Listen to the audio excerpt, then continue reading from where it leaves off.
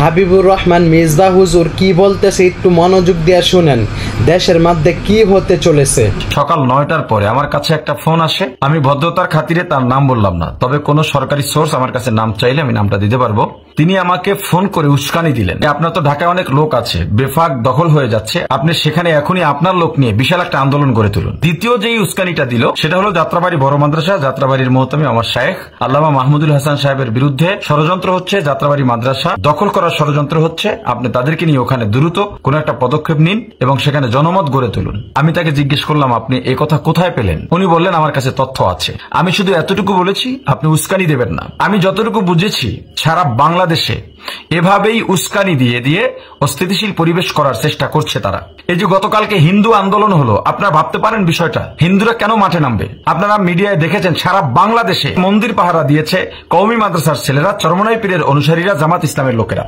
তাহলে সেখানে হিন্দুরা কিসের ভিত্তিতে আন্দোলন করতে নামলো? এবং সেখানে কিন্তু তারা হিন্দুদের কোন স্লোগান দেয় নাই, স্বৈরাচার যেই স্লোগান দিয়েছিল, আমি কে তুমি কে বাঙালি বাঙালি, এটা বলা অপরাধ নয়, কিন্তু বর্তমানে এই স্লোগানটা কিন্তু স্বৈরাচারের স্লোগান। আপনি স্বৈরাচার চেনার জন্য এটাও একটা মাধ্যম হতে পারে। এরপরে সারা বাংলাদেশে আপনারা ইতিমধ্যে এটাও মিডিয়ায় দেখেছেন, আওয়ামী গুন্ডারা ডাকাতদের ভাড়া করেছে সারা দেশে ডাকাতি করে আতঙ্ক ছড়িয়ে দেওয়ার জন্য।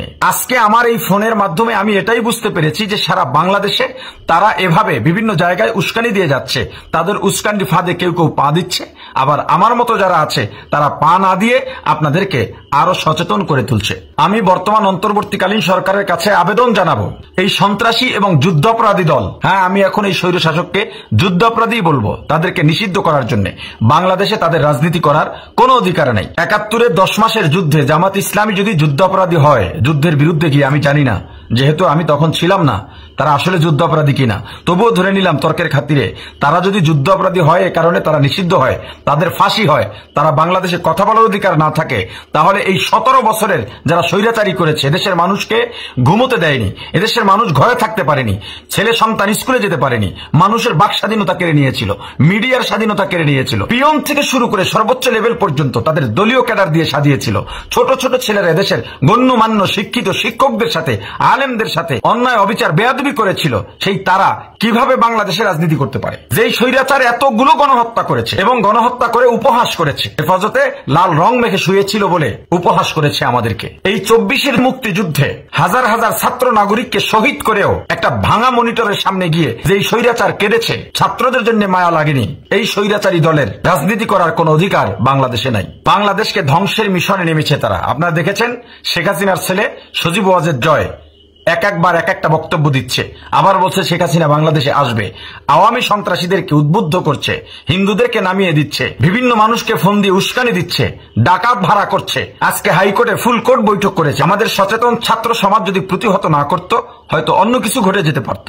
এজন্য আমি বলবো সারা বাংলাদেশের সকল নাগরিককে সচেতন হবার জন্য, আর যেন কোনো শত্রু আমার প্রিয় মাতৃভূমিকে কলঙ্কিত না করতে পারে, এজন্য আপনাদের সজাগ দৃষ্টি রাখতে হবে। বাংলাদেশ সাম্প্রদায়িক সম্প্রীতির দেশ। এই দেশে বৈষম্যের কথা যারা বলবে তাদের আর কোন স্থান হবে না ইনশাআল্লাহ।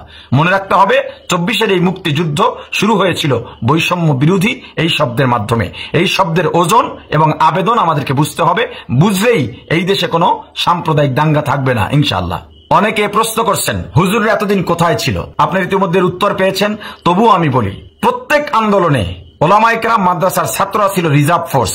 এই স্বৈরাচার পতনের লক্ষ্যে ওলামায়ে কেরাম নিয়মিত আন্দোলন করে গেছে। প্রতিটা আন্দোলনে ওলামায়ে কেরাম কিংবা মাদ্রাসার ছাত্ররা শাহাদাত বরণ করেছেন, জেল কেটেছেন অসংখ্য ওলামায়ে কেরাম।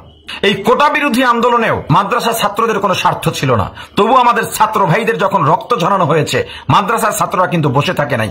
আমার নেতৃত্বেই বিশাল একটা অংশ নিয়মিত আমরা যাত্রাবাড়িতে আন্দোলন করেছি, যাত্রাবাড়ি থেকে আমরা শাহবাগে মার্চ করেছি এবং গুলির সামনে, টিয়ার সেলের সামনে আমরা নিয়মিত আন্দোলন করেছি।